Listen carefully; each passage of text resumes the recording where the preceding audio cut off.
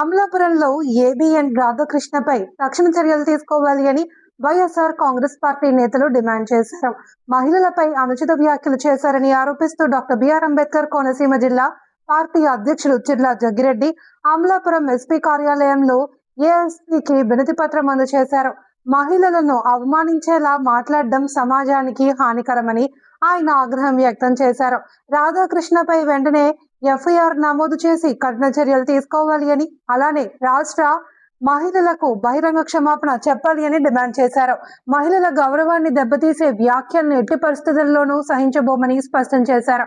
ఈ కార్యక్రమంలో పార్టీ ముఖ్య నాయకులు, ప్రజాప్రతినిధులు, కార్యకర్తలు పెద్ద సంఖ్యలో పాల్గొన్నారు. అది కుల మతాలను రేకెత్తించే విధంగా, అలాగే పార్టీల మధ్య విభేదాలు సృష్టించి ఏదైతే మహిళలను ముఖ్యంగా కించపరిచే విధంగా ఆయన మాట్లాడాడో దాని మీద కూడా కేసు కట్టాలి కదా సార్. ఇప్పటివరకు కేసు కట్టకుండా మీ పార్టీలు లేవు, మీరు పోలీస్ డిపార్ట్మెంట్ ఇచ్చినప్పుడు మీరు కేసు కట్టాలని బాధ్యత ఉంది కదా సార్. అది ఇంతవరకు ఏ స్టేషన్లో కట్టలేదంటే ఎట్లా సార్? ఎఫ్ఐఆర్ వేసి దాని మీద ఎంక్వైరీ చేసి ఆయనకి తగినటువంటి విధంగా మీరు చర్యలు తీసుకోవాలి. ఎలా అయితే వాట్సాప్లో రెండు కులాల మధ్య, మతాల మధ్య, లేదా ఎవరైనా మహిళలు కించపరిస్తారో ఎవరైతే మహిళలు కించపరిస్తే అదే ఆఖరి రోజు అవ్వాలి అని చెప్పి ముఖ్యమంత్రి గారు చెప్తున్నారు. ఆయన చెప్పిన విధంగా మీరు నడుచుకోవాలి కదా. మీరు ఎందుకు యాక్షన్ తీసుకోవట్లేదు అనేటువంటిది ఇంకా మేము అందరం మళ్ళీ మా మనసులు బాధ కలిగి మా ఇంట్లో ఆడడానికి కూడా తప్పుగా మాట్లాడారు. కాబట్టి దాని గురించి చర్యలు తీసుకోవాలని మళ్ళీ ఇంకోసారి బాధ్యత కలిగిన ఆఫీసర్గా మీ పని మీరు చేయాలని మేము కోరడానికి వచ్చాం సార్. ఆ రిప్రజెంటేషన్ ఇస్తాము. పార్టీ పిలుపు అనేది స్టేట్ వైడ్ ఎస్పీకి అని చెప్పారు. అన్ని కాన్స్టిట్యూషన్ నుంచి ముందేమో డిఎస్పీ లెవెల్, సిఏ లెవెల్ ఇచ్చాము. ఇప్పుడు కాన్స్టిట్యూన్సీ వైపు ఎస్పీ గారికి మేము చెప్పారు. ఎస్పీ గారు అవుట్ ఏబిఎన్ రాధాకృష్ణ గారు మహిళల మీద అనుచిత వ్యాఖ్యలు చేయడమే కాకుండా సభ్య సమాజం అంతా కూడా తలదించుకునే విధంగా ఆయన మాట్లాడేటువంటి విషయాలు మీ అందరికీ తెలిసినవే. చట్టం అందరికీ సమానమని చెప్తూ ఉంటారు. అట్లాగే ఏదైతే శాంతి భద్రతలు విఘాతం కలిగించే విధంగా కానీ, లేదా ఒక వర్గాన్ని కానీ అవమానిస్తూ ఎవరన్నా కార్యక్రమాలు చేస్తుంటే వారి మీద వాట్సాప్లో చిన్న చిన్న మెసేజ్లు పెడుతుంటేనే ఆంధ్ర రాష్ట్రంలో కేసులు పెట్టేటువంటి కార్యక్రమం మనం చూస్తున్నాం.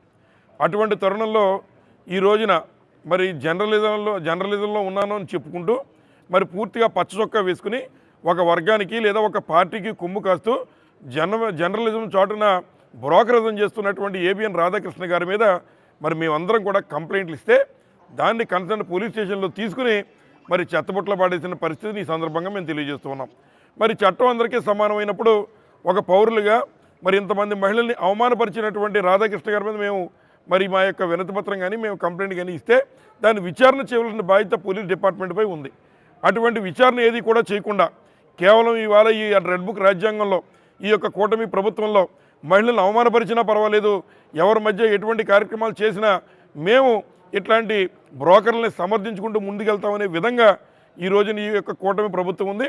అందుచేతే బాధ్యత కలిగినటువంటి వ్యక్తులుగా మేము ఏదైతే మాజీ మంత్రి గారు విశ్వరూప్ గారు, అదేవిధంగా ఏదైతే అమలాపురం కోఆర్డినేటర్గా ఉన్నటువంటి శ్రీకాంత్ గారు కానీ, లేదా అలాగే రామచంద్రపురం నియోజకవర్గం నుంచి పిల్లి సూర్యప్రకాష్ గారు, అలాగే మా యొక్క సెక్రటరీలు మా ఎమ్మెల్సీ గారు ఇంకా మేమందరం కలిపి చట్టాన్ని చేయనిచ్చే విధంగా ఈ ప్రభుత్వాన్ని మళ్ళీ కోరడానికి వచ్చి ఇక్కడ ఎస్పీ గారికి మేము రిప్రజెంటేషన్ చేయడం జరిగింది.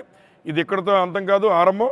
తప్పనిసరిగా రాబోయేటువంటి కాలంలో రాధాకృష్ణ గారి మీద మీరు యాక్షన్ తీసుకోకపోతే, ఎఫ్ఐఆర్లు నమోదు చేసి చట్టపరంగా చర్యలు తీసుకోకపోతే తప్పనిసరిగా రాబోయేటువంటి కాలంలో ఇట్లాంటి జర్నలిజం చాటున ఈ రకంగా పార్టీలకి కొమ్ము కాసేటువంటి బ్రోకర్లకి రాబోయేటువంటి కాలంలో మహిళలో కొంత కలిసి ఏకమై బుద్ధి చెబుతామని చెప్పి సందర్భంగా తెలియజేస్తూ సెలవు తీసుకుంటాము.